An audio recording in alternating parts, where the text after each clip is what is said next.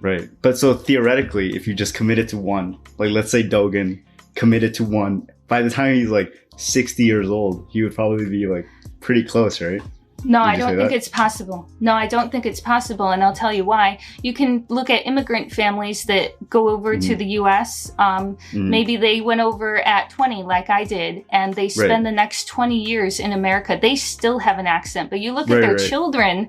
You look at their children; they speak perfect English better than their parents, and they're only 10 years old. Why is that? It has to do with your brain development. You know, you're not going to be native, but you can perhaps get pretty darn close. But I don't think you'll ever get all the way there. I think the case with that though is because like you said, there's a diminishing margin of returns. They get to a point where their language ability is good enough for everything, right? It's not like they would get a promotion or anything, so they just stay at this level. But let's say you were like Dogen or Matt, you're so passionate, you even beyond this diminishing return, you just keep going. You could theoretically get to that point, right? Or do you think there's actually a ceiling? I don't think you could. No, I don't think you could because of biology, because you didn't get that language when you were a baby.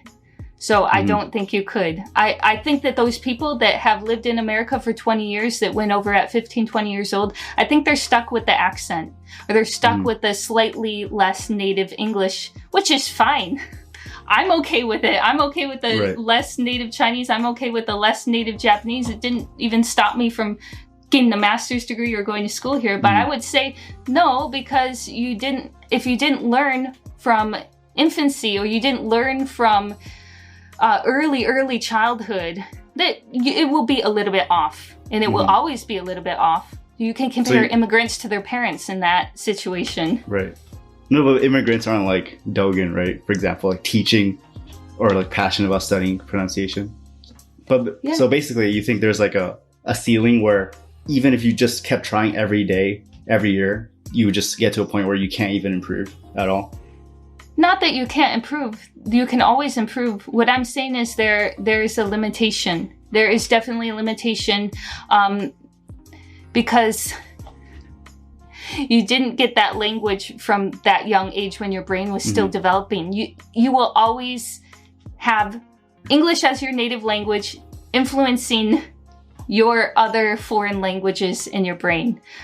Whether it's muscle memory with your mouth, whether it's just recalling words or memorization of grammar, it will always be a little bit off from the native speaker.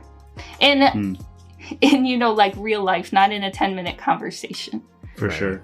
If you're writing an essay, can you write as good as someone who has gone through Japanese school since they were in kindergarten, elementary school, middle school, high school, university, graduate school, postgrad? No.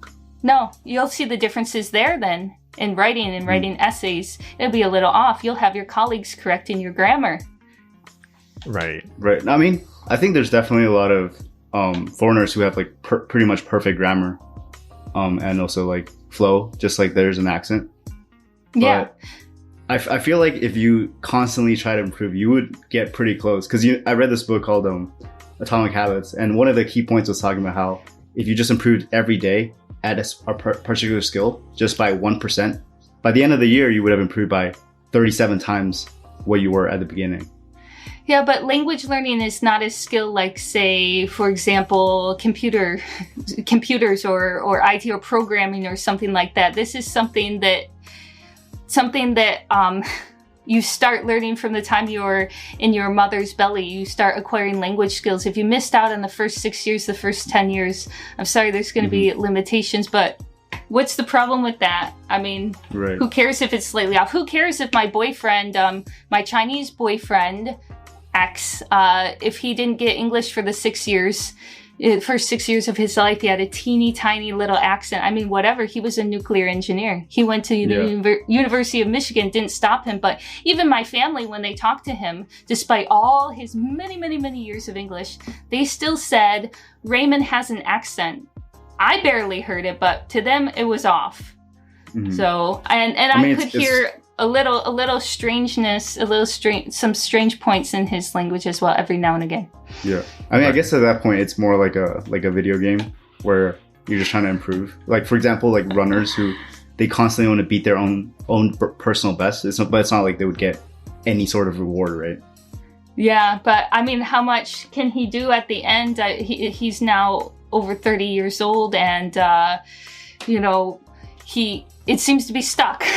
He's getting English every day. He's literally only using English every day now, so that's about as much as you can do, 24 hours a day. That's the definition of working hard, like giving it your all. Like he literally doesn't even use Chinese anymore, and it's still stuck. Right. I would say it's not going anywhere.